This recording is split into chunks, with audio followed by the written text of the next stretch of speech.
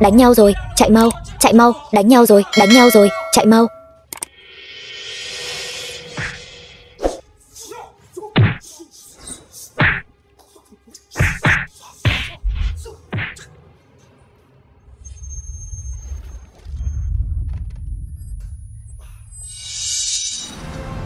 Cao Vân, dừng tay.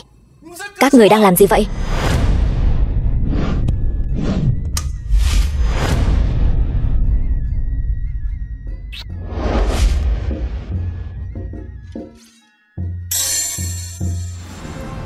Tiểu dã Tam Lang,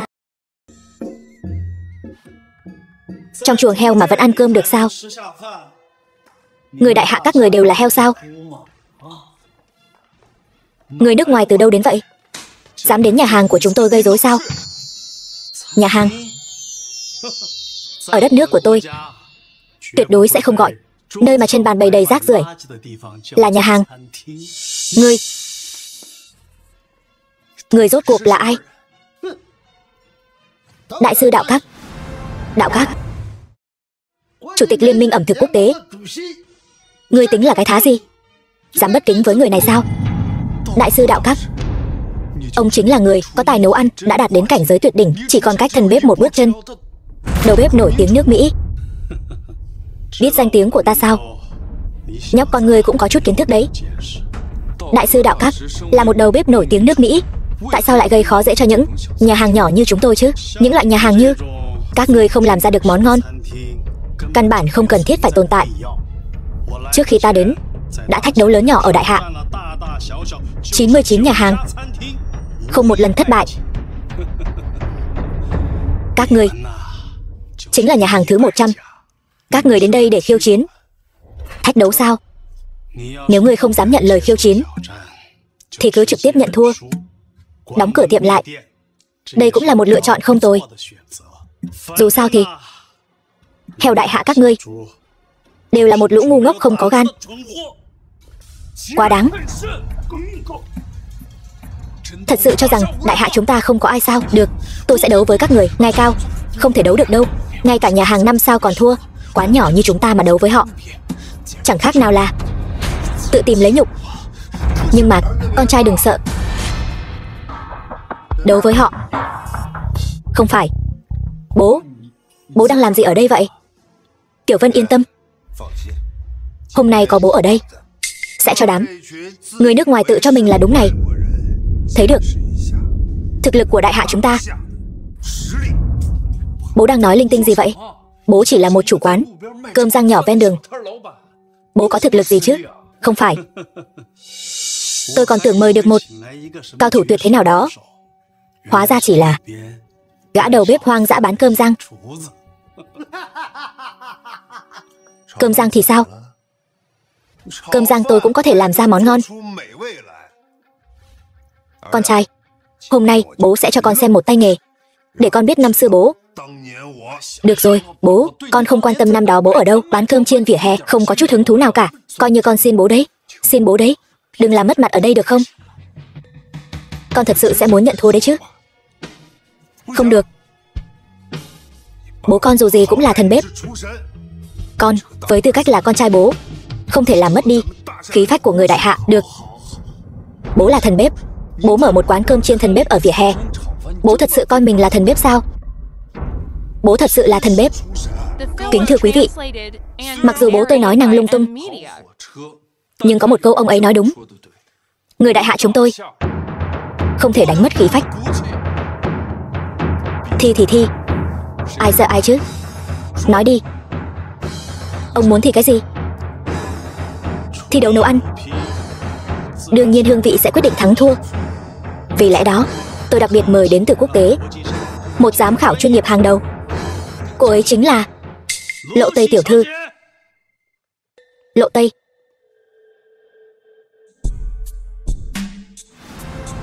Lộ Tây.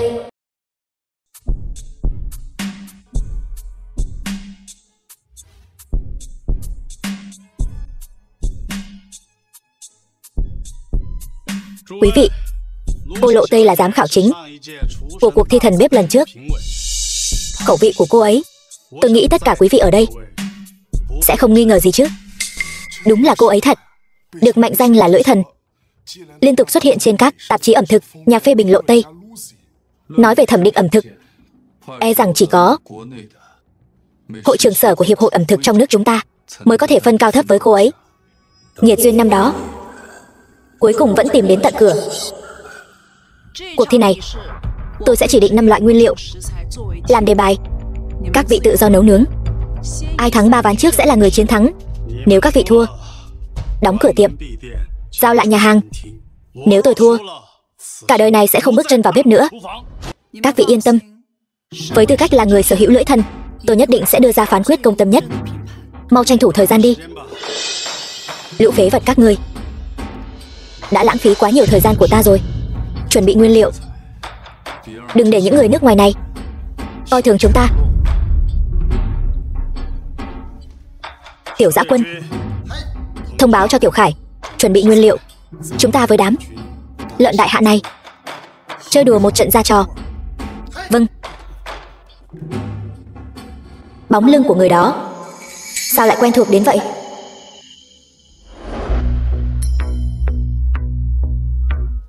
Đại sư Đạo Các, ông có biết người đó là ai không?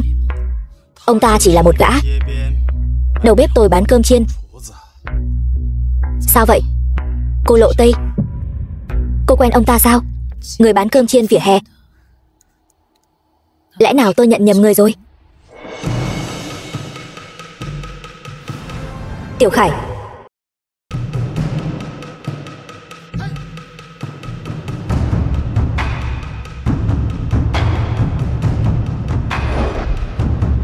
ta là tiên nhân ẩm thực của Nhật Bản. Tiểu Dã Tam Lang, các người ai sẽ thi đấu với ta? Đầu bếp Trương, cô hoàng đế là món sở trường của cậu. Trận đấu này nhờ cậu đấy. Ngài Cao, cứ yên tâm. Chân cua sốt tỏi luôn là món đặc trưng của chúng ta. Thật sự muốn so tài, chưa chắc đã thua. Cố lên.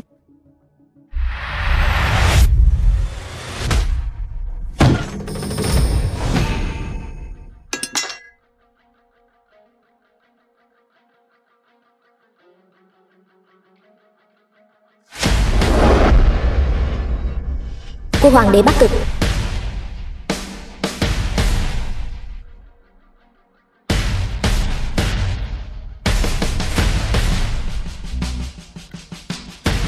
sao cậu ta vẫn chưa động đậy vậy? Đợi, cậu ta đang đợi thời cơ tốt nhất. Xem ra người mạnh nhất về kỹ năng nấu ăn của Nhật Bản này cũng có chút bản lĩnh đấy. Phân tích nghe có vẻ nghiêm túc quá nhỉ? Một người chỉ chuyên xào cơm như bố làm sao có thể hiểu được vậy? Bố giả vờ trước mặt người khác thì thôi đi, còn giả vờ trước mặt con trai mình làm gì? Thời cơ đến rồi.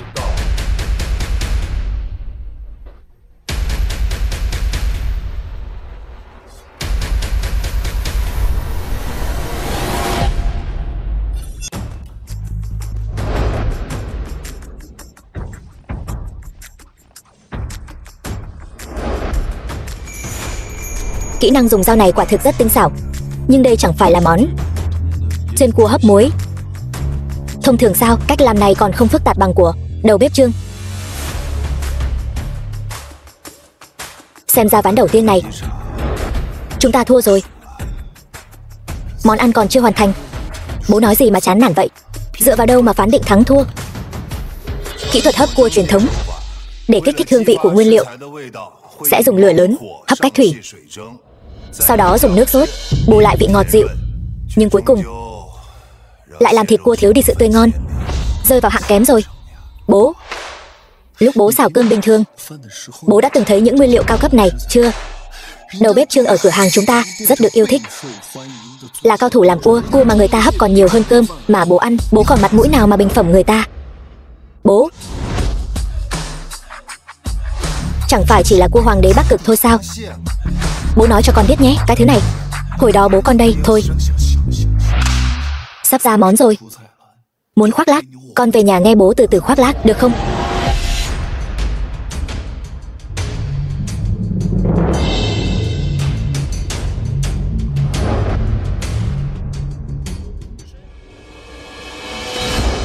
chân cua sốt tỏi, chân cua hấp muối.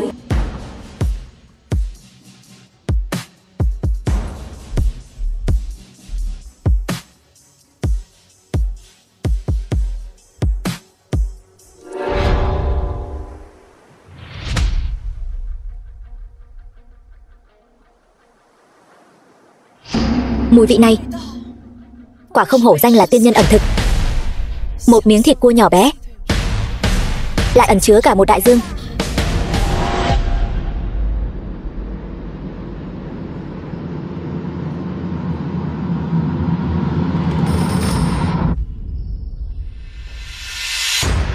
Làm cái thứ rác rưởi gì vậy?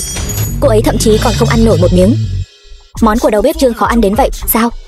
Dù sao cô ấy cũng là người nổi tiếng toàn cầu với lưỡi thần. Yêu cầu đương nhiên sẽ cao hơn một chút. Tại sao? Rốt cuộc tôi đã làm không tốt ở điểm nào sao? Kỹ thuật hấp cua truyền thống để kích thích hương vị nguyên liệu. Kỹ thuật hấp cua truyền thống để kích thích hương vị của nguyên liệu. Sử dụng lửa lớn hấp cách thủy, sau đó thêm nước sốt để bù lại vị ngọt dịu. Giống hệt như bố nói. Lần này con tin bố con chưa? Nhưng cuối cùng lại làm thịt cua thiếu đi sự tươi ngon, rơi vào hạng kém.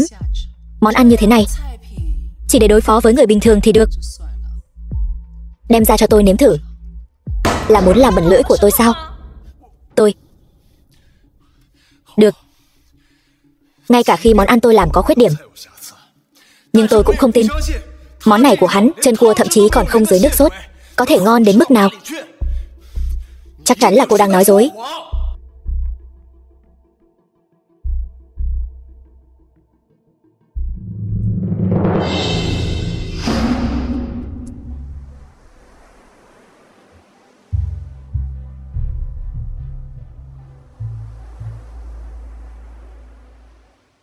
Ngon quá. Sao lại tươi thế này?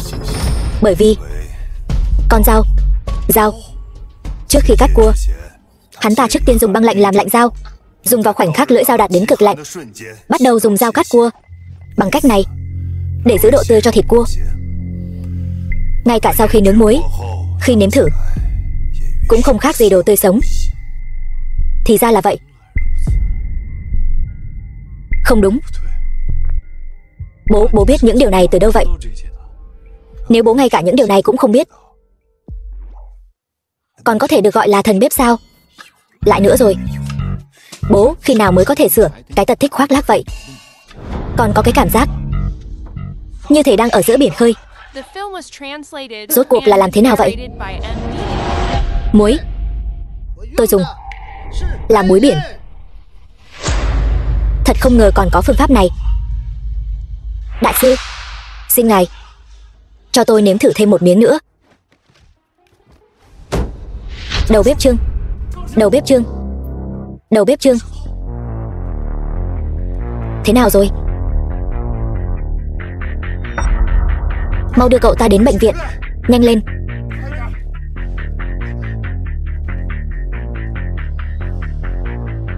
Các người dựa vào cái gì mà động tay đánh người?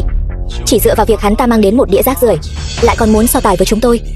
Đại hạ các người tự xưng ẩm thực uyên bác thâm sâu, đến cuối cùng lại như một con cún vẫy đuôi cầu xin thức ăn từ chúng tôi. Các người thật khiến người ta buồn nôn. Ngươi, được rồi, thắng bại đã phân. Hiệp đầu tiên, Liên minh ẩm thực quốc tế giành chiến thắng.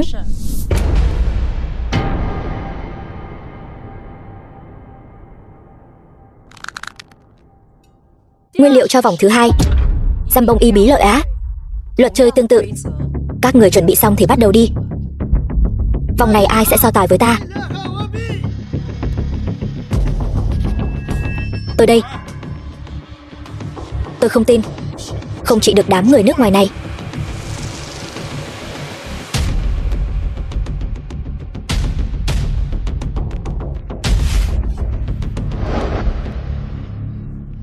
Người đại hạ chúng tôi phải dùng dao của chính người đại hạ.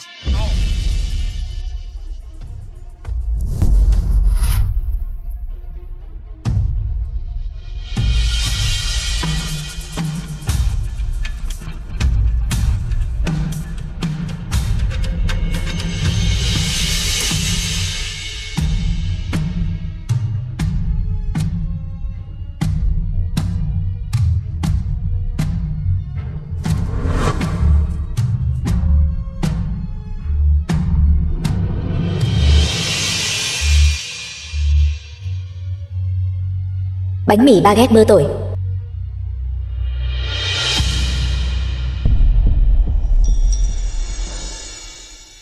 Đề bài mà cô Lộ Tây đưa ra là Giam Bông. Sao anh lại mang lên một đĩa trứng vậy? Ngay cả đề bài cũng có thể nhầm lẫn. Tôi thấy tiên nhân ẩm thực cũng chỉ có thế mà thôi. Thịt giam bông nạc thái lát, tẩm ướp với nước súp ninh từ 8 loại sơn hào.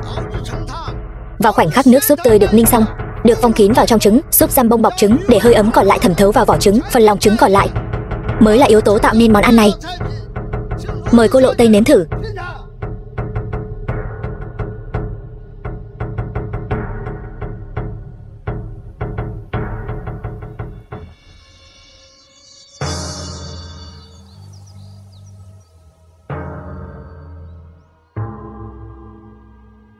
Hoàn toàn được kích hoạt nhờ lòng trứng, hương vị của giam bông và sơn hào. Đúng như câu nói, trong trứng có súp, trong súp có trứng. Thật sự khiến người ta cảm thấy phấn khích. Bánh mì baguette chiên bơ tỏi, kết hợp với lá mè và giam bông. Cách làm kiểu Tây chính gốc. Tin rằng chắc chắn sẽ làm hài lòng khẩu vị của cô.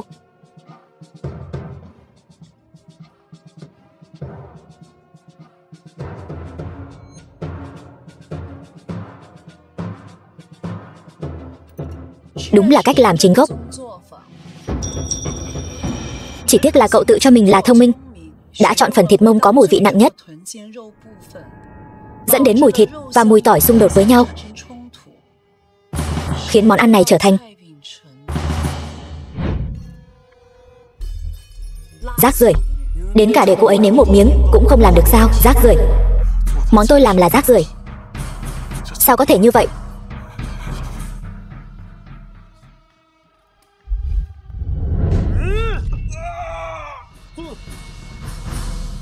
Không chỉ cậu là rác rưởi, mà giới ẩm thực đại hạ các người, toàn bộ đều là rác rưởi.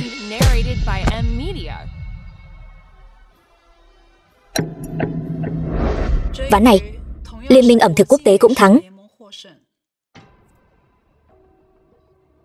Nguyên liệu cho vòng tiếp theo: bồ câu tuyết Thiên Sơn.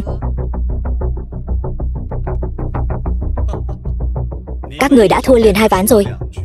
Ván quyết định thứ 3 này còn cần phải thi đấu tiếp sao? Theo tôi thì bây giờ quỳ xuống nhận thua đi, và thừa nhận rằng ẩm thực đại hạ toàn là rác rưởi, để khỏi làm mất thời gian của chúng tôi. Trận đấu vẫn chưa kết thúc, các người đừng vội mừng. Được, vậy ván tiếp theo, thằng phế vật nào ra đây đấu với chúng tôi nào? Tôi đích thân đấu với anh. Tiểu Vân, con không phải là đối thủ của họ. Trận này để bố đấu. Bố ơi, giờ là lúc nào rồi? Con ở đây làm trò gì vậy? Con không phải đối thủ của họ. Bố, một đầu bếp cơm chiên sao có thể? Không, con đang nói cái gì vậy? Nói cho con biết nhé. Với cái chút tài mọn của bọn chúng, bố con đây, chỉ cần tùy tiện ra tay một chút là có thể thắng bọn chúng. Tin bố đi. Bình thường bố có tùy hứng thế nào con cũng chiều bố, nhưng trận đấu này liên quan đến sự sống còn của nhà hàng, không thể để bố làm bừa được. Người đâu? Đưa ông ấy xuống. Trước khi trận đấu kết thúc, không được tiến lên nửa bước. Này Tiểu Vân, làm gì vậy? Nếu bố không lên, nhà hàng này thật sự sẽ mất. Bắt đầu đi.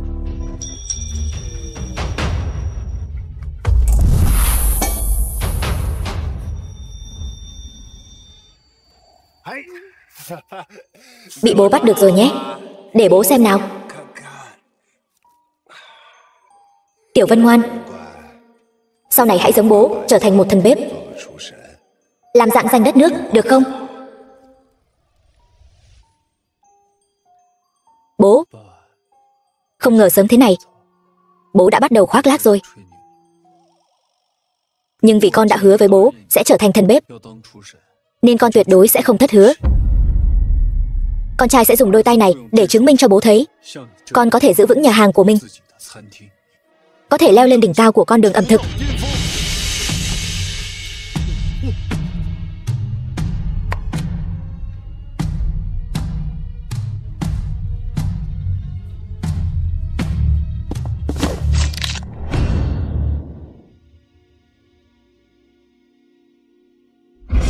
Buông ra.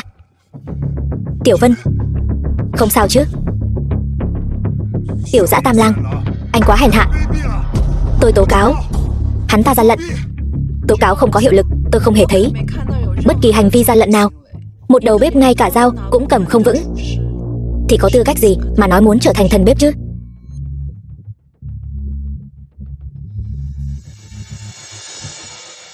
Tôi theo lời thỉnh cầu của đại sư đạo các đến thẩm định ẩm thực đại hạ, chỉ vì muốn được nếm lại món ăn của vị thần bếp bí ẩn năm xưa.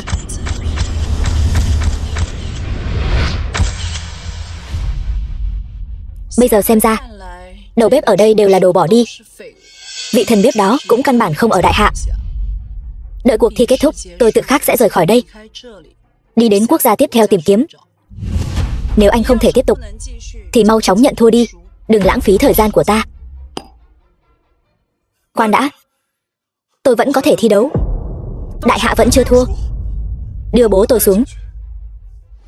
Tiểu Vân, Tiểu Vân, buông bố ra, để bố đi giúp. Buông bố ra, bố ở đây chỉ làm ảnh hưởng đến con thi đấu thôi. Một người ngay cả dao cũng không cầm vững thì còn có thực lực gì để phát huy nữa? Ngoan ngoãn giao nhà hàng ra đây. Tiểu Vân, để bố lên.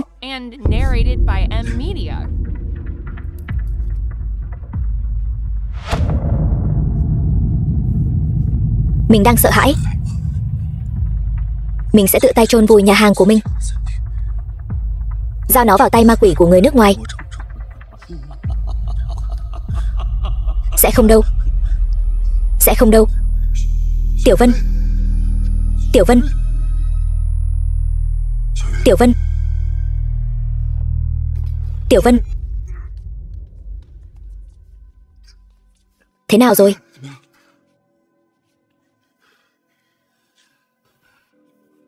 Bố, tất cả đã kết thúc rồi. Con yên tâm, có bố ở đây, trận đấu này còn lâu mới kết thúc.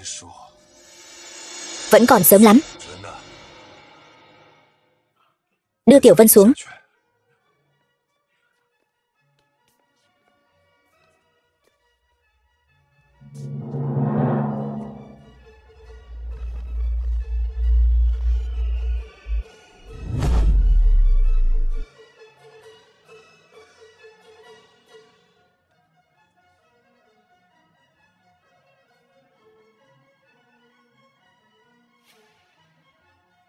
Người Nhật Bản, đối thủ của ngươi đã đổi thành ta rồi.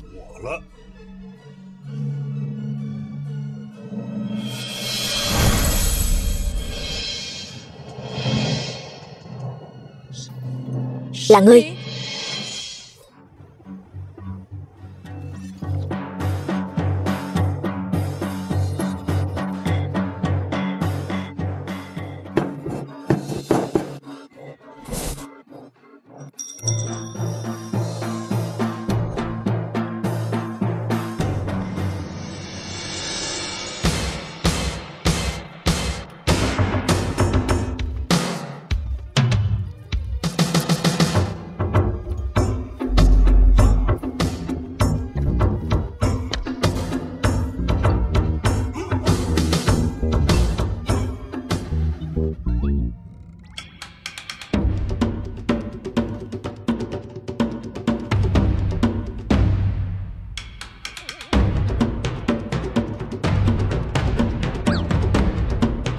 Hắn thật sự là người mình đang tìm sao? Đầu bếp hoang dã vẫn là đầu bếp hoang dã thôi. Nấu một món ăn, ngay cả bếp cũng suýt lật tung. Thần bếp năm xưa chỉ dùng một món ăn đã áp đảo tất cả đối thủ. Sao có thể làm loạn như vậy được? Quả nhiên chỉ là trông giống hắn thôi. Là ta đang nghi rồi. Bố đang tìm gì vậy? Một trận đấu quan trọng như vậy, có thể nghiêm túc một chút không? Đừng đùa giỡn nữa. Suýt quên mất, đây là nhà hàng phương Tây mà, không có thứ đó. Ngươi đến quán cơm rang của ta, lấy gói đồ ta giấu trong tủ ở chỗ sâu nhất, mang đến đây cho ta. Thôi được, cứ nghe lời bố tôi vậy.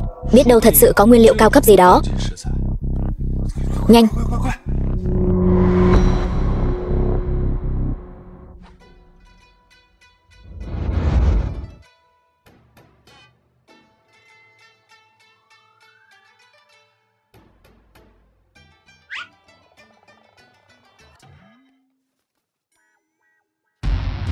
Bố, Thiên Sơn tuyết cáp là nguyên liệu thượng hạng. Khác với nguyên liệu nấu món xào bình thường của bố không cắt ra nấu thì căn bản không thể ngấm vị. Chẳng phải thế này là phí hoài nguyên liệu hảo hạng sao? Con lợn rừng của đại hạ quả nhiên không ăn được cá mịn. Thức ăn này còn phân cao thấp sang hèn sao? Nấu ra ngon là được rồi mà.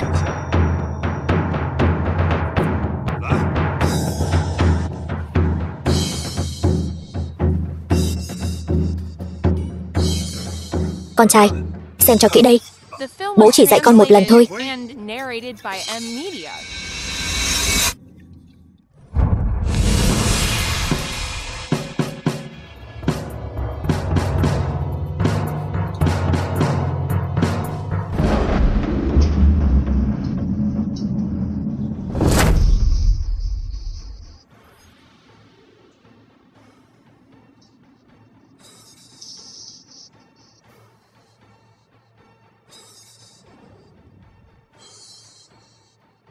Lại có cả thủ pháp nấu ăn như thế này.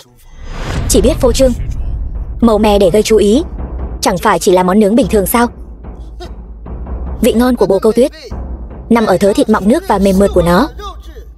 Còn anh với ý tưởng viển vông, nướng nguyên con nó, khiến nó không thể ngấm gia vị, phá hủy thớ thịt của nó, biến nó thành một đĩa rác rưởi. Bồ câu tuyết Thiên Sơn.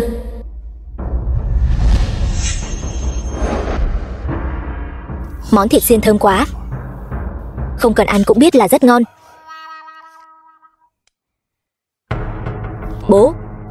Bố không định dùng nguyên con bồ câu này để so tài với người ta đấy chứ? Gấp gì chứ? Món ăn này vẫn còn thiếu một nguyên liệu quan trọng. Người đi lấy đồ cũng phải về rồi chứ. Bố cho người đi lấy nguyên liệu gì vậy? Rốt cuộc phải là nguyên liệu cấp độ nào mới xứng làm món phụ cho bồ câu tuyết Thiên Sơn? Đồ đây. Tôi lấy đồ về rồi đây.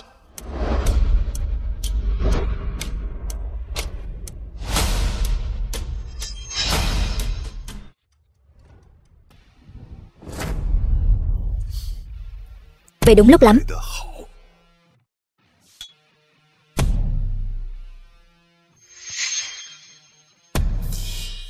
Bùn. Đây là nguyên liệu cao cấp mà bố chờ đấy sao? Đúng vậy. Cái này mới là thứ nguyên liệu quan trọng nhất trong món ăn này đấy.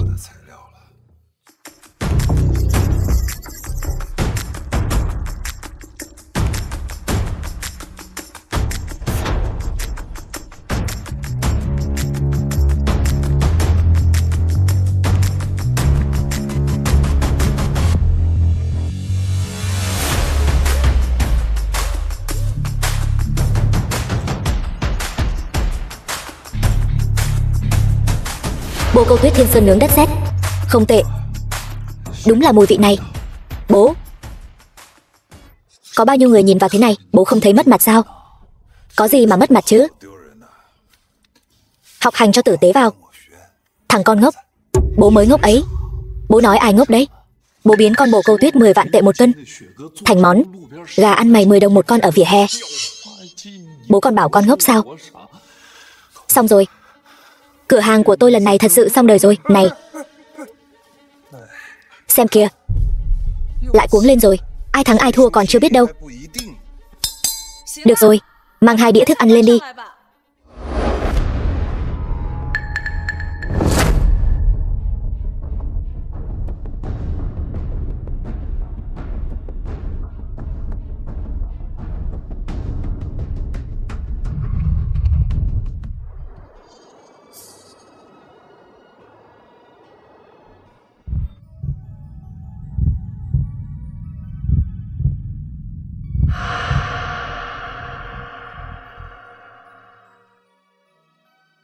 Mùi thịt đậm đà không ngừng tấn công vị giác, như đưa người ta lên độ cao vạn mét, bay lượn cùng gió.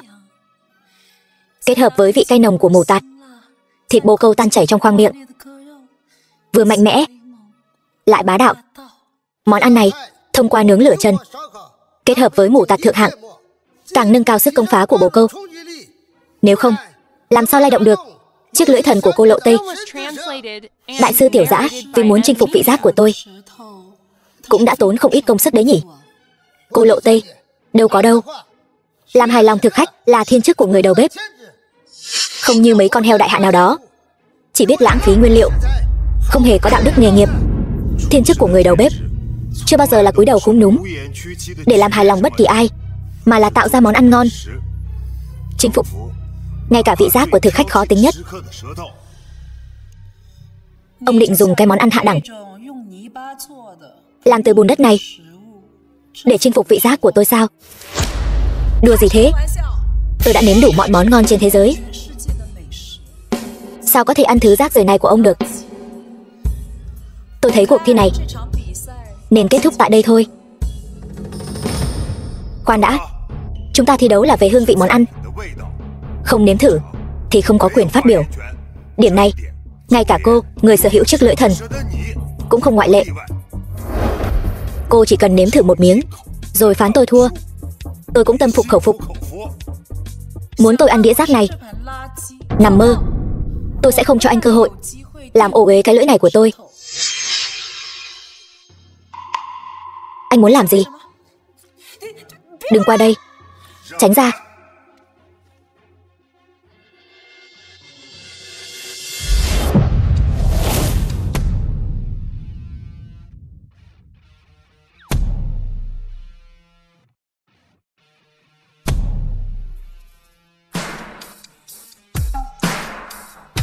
Anh dám sao? Cứ ăn đi rồi nói sau. Bố làm gì vậy? Người ta là giám khảo đẳng cấp thế giới đấy. Xong rồi. Quán chúng ta hoàn toàn trong giới ẩm thực, không còn chỗ đứng nữa rồi. Bếp trưởng. Thế nào? Ngon không? Sao lại ngon thế này? Anh làm thế nào vậy?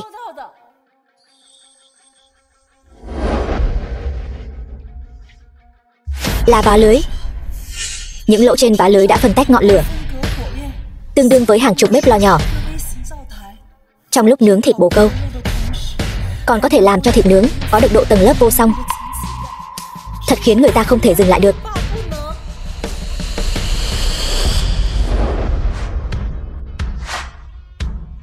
Bếp trưởng, anh mau nhìn kìa, giám khảo ăn ngon lành quá.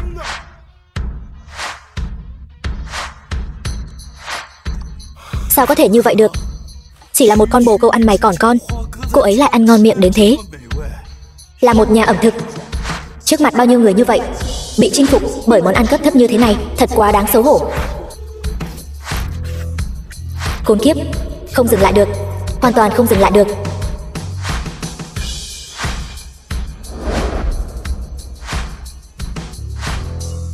Cô ấy vậy mà ăn hết cả đĩa. Bố tôi, một người bán cơm trên lề đường, vậy mà có thể làm ra món ăn chinh phục chiếc lưỡi thần. Xem ra ván này chúng ta có khả năng thắng lớn.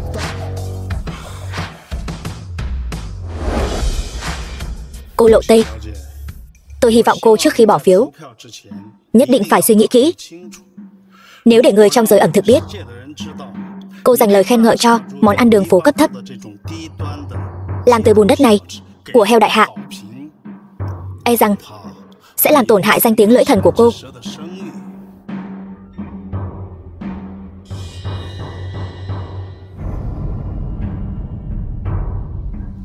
Tôi hiểu rồi. Tôi sẽ đưa ra phán quyết công bằng nhất.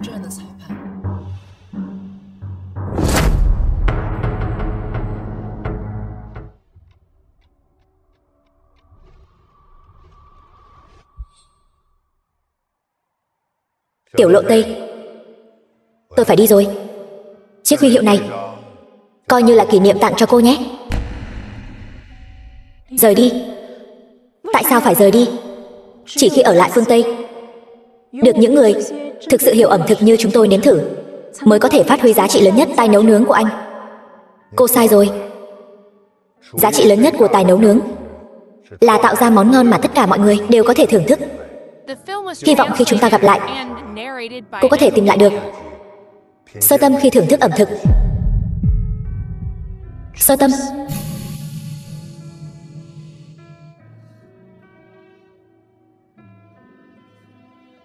Sơ tâm của mình rốt cuộc là gì? Ván này phải đại hạ thắng. Cô Lộ Tây, cô có ý gì? Lẽ nào cô thật sự không sợ danh tiếng của mình bị hủy hoại sao? Sơ tâm của tôi khi trở thành nhà ẩm thực chỉ là muốn cổ vũ cho món ăn ngon thật sự. Cho dù danh tiếng có bị hủy hoại, tôi cũng phải bỏ phiếu công tâm nhất. Thắng rồi. Chúng ta thắng rồi. Đương nhiên rồi. Bố của con đây là thần bếp đấy. Sao có thể thua được chứ? Ông là thần bếp. Không thể nào.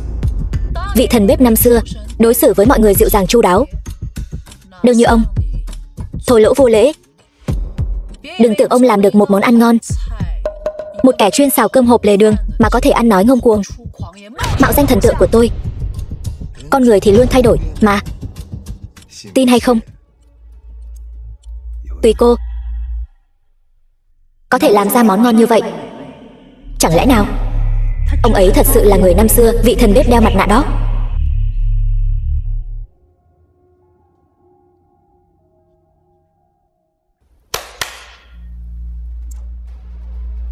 Cô Lộ Tây, cái này là ý gì?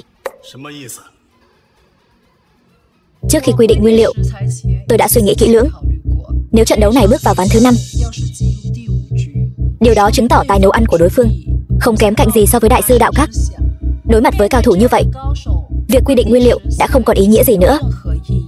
Vì vậy tôi quyết định, trong vòng 30 phút, các người tùy ý chọn nguyên liệu làm một món ăn, để ta nếm thử phân định thắng thua. Đơn giản vậy thôi sao? Bổ sung thêm một điều, do đại sư Đạo Các thi đấu trên sân khách, để đảm bảo công bằng, đại sư Đạo Các có thể yêu cầu phía bên kia, tức là các người, cấm sử dụng một loại nguyên liệu. Đây là kiểu công bằng gì vậy? Thế nếu ông ta cấm chúng tôi dùng muối, chúng tôi còn nấu ăn được nữa không? Quy tắc là quy tắc. Nếu các người không phục, cứ trực tiếp nhận thua là được rồi. Cô, không sao đâu Tiểu Vân. Dù thiếu thứ gì, chúng ta vẫn thắng được. Thôi được rồi, nói đi, các người muốn cấm thứ gì? Ban đầu nếu quy định nguyên liệu, ngươi còn có một chút cơ hội thắng. Nhưng nếu thêm điều luật này, ta chỉ cần cấm loại nguyên liệu đó,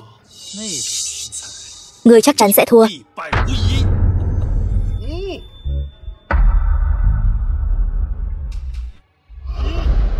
Bọn họ muốn cấm dùng dầu. Người nước Mỹ các ngươi ngay cả dầu ăn cũng không tha sao? Đúng vậy. Qua 2 trận đấu trước, tôi đã phát hiện ra điểm yếu lớn nhất của hắn. Điểm yếu? Sao tôi không biết? Tôi có điểm yếu gì? Qua 2 trận đấu trước, 2 món ăn của hắn lần lượt là chim bồ câu nướng đất sét và táo bọc đường kéo sợi. 2 món này dù là nướng hay sao, đều không thể thiếu dầu. Việc lựa chọn như vậy có liên quan đến việc ngươi bán cơm rang vỉa hè lâu năm. Đây chính là điểm yếu lớn nhất của ngươi. Công phu xào nấu của ngươi quả thực không hề giảm sút. Ngay cả điểm này ta cũng tự thấy hổ thẹn. Nhưng bây giờ cấm dùng dầu, ngươi không thể xào nấu được nữa. Các ngươi lấy gì đấu với ta? Ai nói với các ngươi là tôi chỉ biết xào nấu? Tiểu Vân, đi lấy hết nguyên liệu trong bếp nhà hàng của chúng ta, mang ra đây. Bố muốn làm một món canh bát chân, để những tên ngoại quốc ách ngồi đáy giếng này nếm thử tài nghệ của người đại hạ chúng ta. Được. Đi xuống bếp, mang tất cả nguyên liệu lên đây. Các người cũng xuống, lấy ít nguyên liệu lên đây.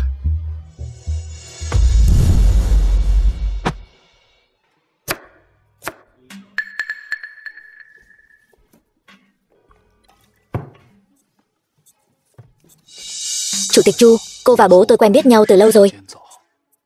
Rốt cuộc ông ấy đã trải qua những gì mà lại từ một vị thần bếp nổi tiếng khắp thế giới trở thành một người bán hàng rong như bây giờ? Bố cậu trở nên như bây giờ Đều là vì cậu. Ý cô là vì tôi mà bố tôi mới trở thành ông chủ bán cơm rang bên lề đường. Nói chính xác hơn là vì cậu và mẹ cậu.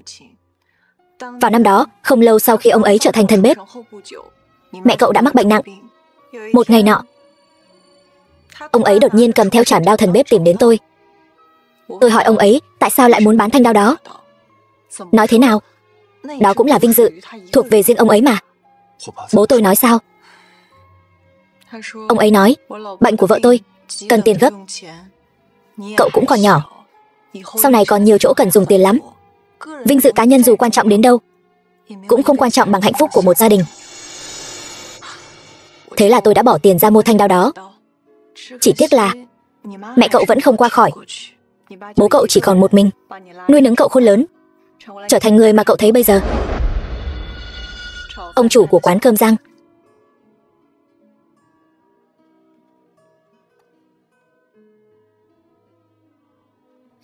Tôi không ngờ bây giờ mới biết, hóa ra bố tôi những năm qua vất vả như vậy. Nếu không có tôi, cuộc sống của ông ấy chắc chắn sẽ tốt hơn bây giờ rất nhiều. Không, tôi lại nghĩ rằng chính vì có cậu, ông ấy mới có thể vượt qua quãng thời gian khó khăn nhất đó. Không ngờ ông ấy lại có một quá khứ như vậy. Xem ra là mình đã trách nhầm ông ấy rồi.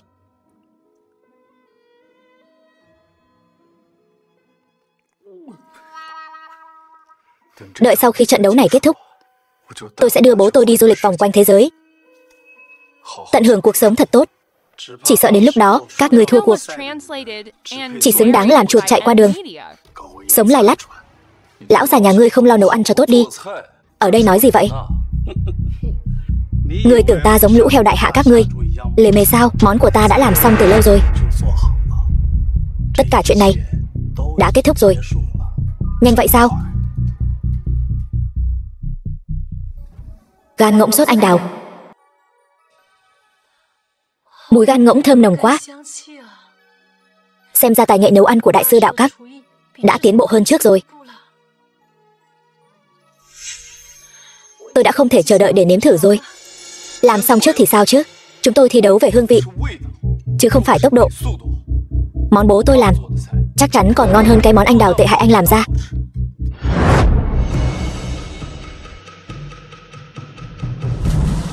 Canh bát chân. Tôi đã nói tất cả mọi chuyện đã kết thúc rồi. Ngươi có ý gì?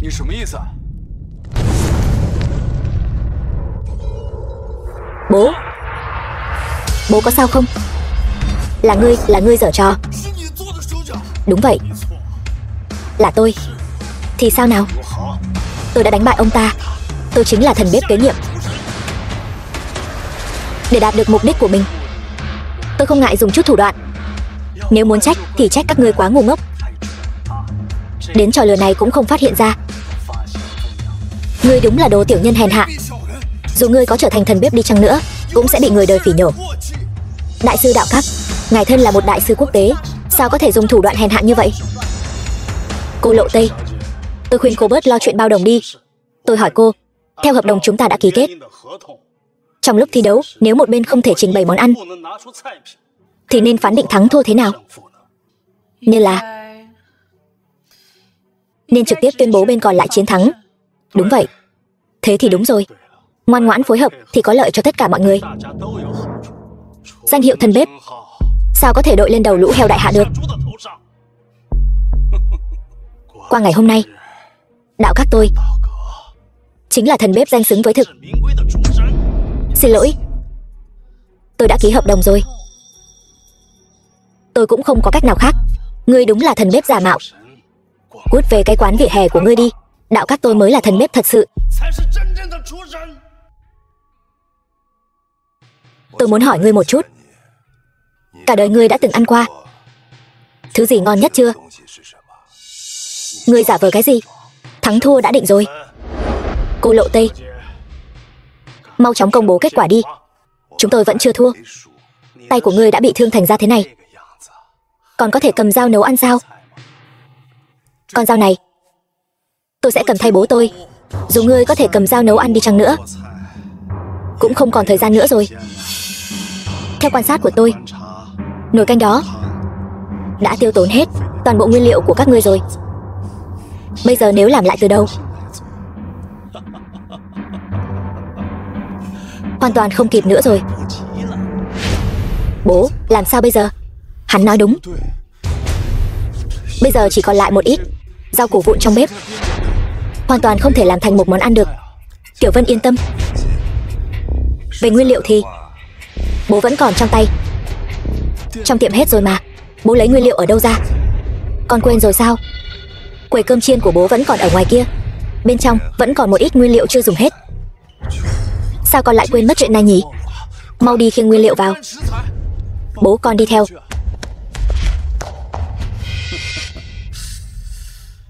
Chỉ là sự giãy giụa trong tuyệt vọng của lũ đại hạ thôi.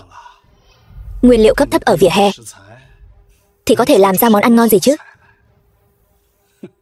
Đánh bạn ngươi thì thừa sức. Bố, đồ đạc ở đây hết rồi. Tuy nhiên, cái này thực sự có thể làm thành một món ăn sao? Chỉ cần thế này là đủ rồi. Không còn nhiều thời gian, chúng ta bắt đầu thôi. Bố, hai bố con mình làm món gì? Đương nhiên là món tủ của bố con, cơm chiên thần bếp. Cơm chiên? Các người bị cấm dùng dầu ăn. Không có dầu thì lấy gì mà chiên cơm chứ? Không cần cái này. Hai bố con mình vẫn có thể thắng. Tiểu Vân, thái thịt. Vâng. Lần này con tuyệt đối sẽ không lùi bước nữa.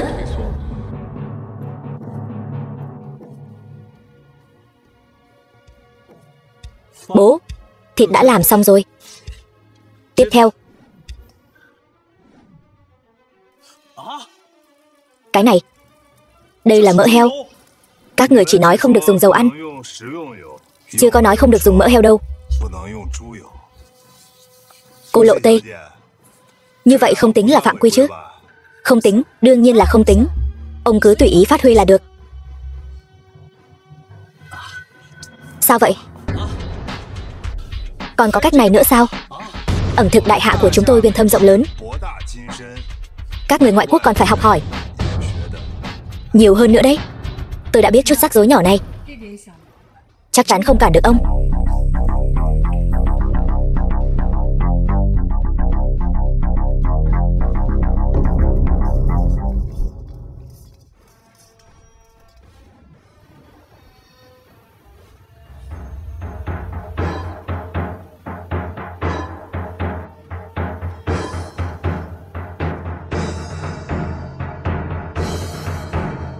Ra dĩa. Bố, con làm cho.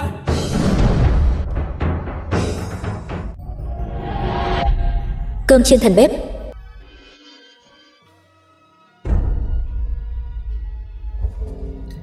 Thời gian vừa kịp, chỉ là không biết mùi vị thế nào. Nhưng tôi nghĩ hai bố con các người đồng lòng hiệp lực, món ăn được nấu bằng cả tấm lòng, chắc hẳn sẽ không tệ lắm. Cái gì mà cơm chiên thần bếp chứ? Chẳng phải chỉ là một bát cơm chiên trứng thôi sao? Hơn nữa, lại còn là do hắn làm bằng một tay. Tôi không tin có thể ngon đến mức nào.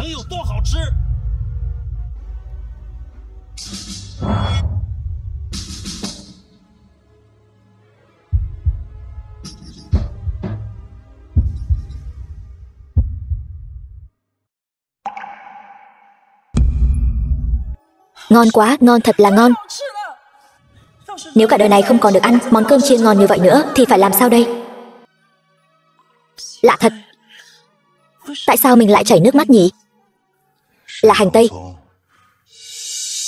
Bố đã cho hành tây vào.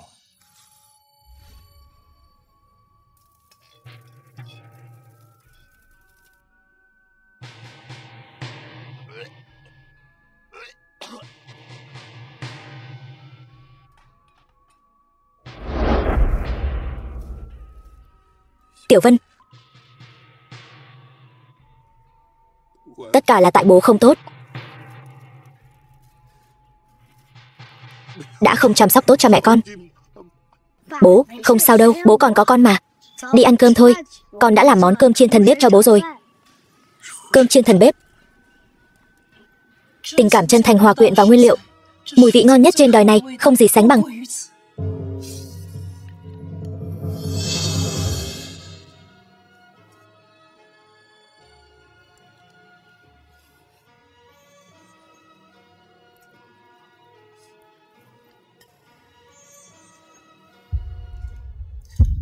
Tôi tuyên bố, ván cuối cùng, đội đại hạ chiến thắng. Trận đấu này kết thúc tại đây.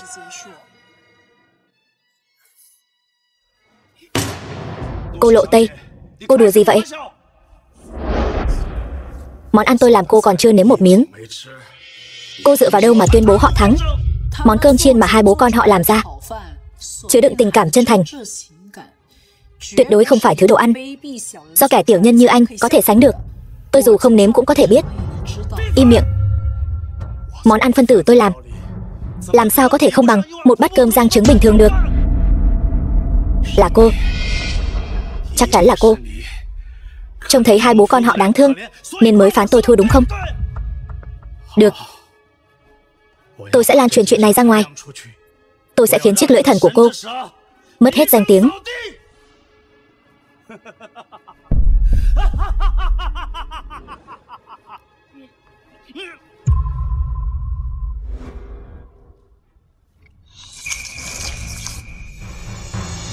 Sao lại ngon đến thế này? Tại sao lại ngon đến thế này?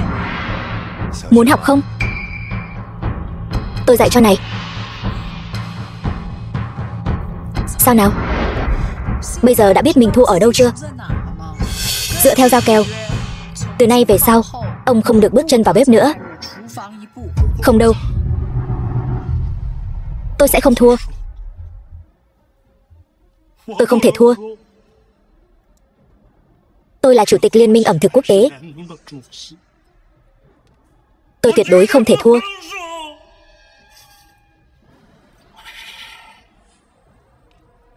Tôi phải lấy mạng hắn. Lấy mạng hắn rồi tôi sẽ là tân thần bếp.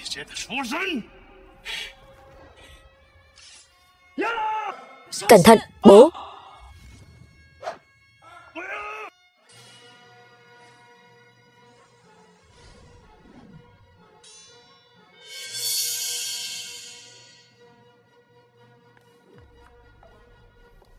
Bọn người Mỹ các người đúng là một lũ hèn nhát không chịu thua.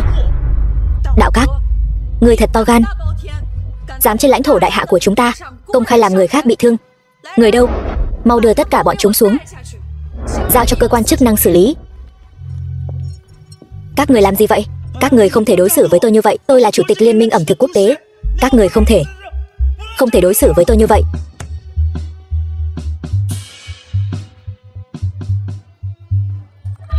Tôi cũng không chơi nữa.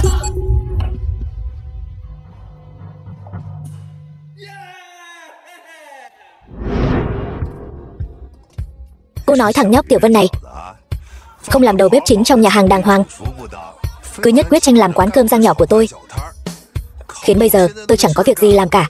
Đúng vậy. Vậy tiếp theo ông có dự định gì không?